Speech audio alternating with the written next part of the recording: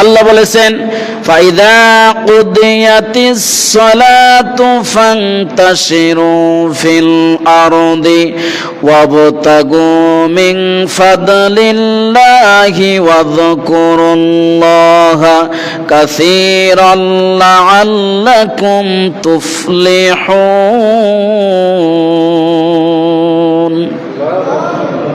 একটু জোরে বলা যায় না?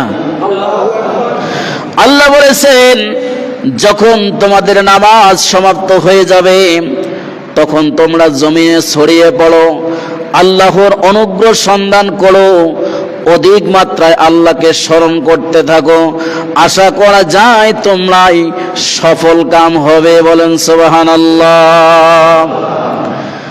আল্লাহ তাআলা যেমন ভাবে ফরজ করেছেন নামাজ আল্লাহর ইবাদত করার জন্য, আপনার মুসলমানের থেকে বাঁচিয়ে রাখার জন্য আপনি যেমন নামাজ আদায় করবেন, যখন আজান হয়ে যাবে আপনি আপনার কাজকে বন্ধ করে দিয়ে নামাজের জন্য আপনি ধাবিত হবেন, নামাজ পরিপূর্ণভাবে আদায় করবেন।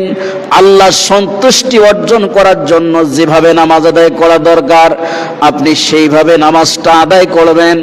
যখন নামাজ শেষ হয়ে যাবে এর পরের ফরজ আল্লাহর সাথে সাথেই বলেছেন তোমরা আর অপেক্ষা করতে পারবে না, সঙ্গে সঙ্গে রিজিক অন্বেষণের জন্য তোমরা জমিনের মধ্যে ছড়িয়ে পড়ো। বলেন সুবহানাল্লাহ।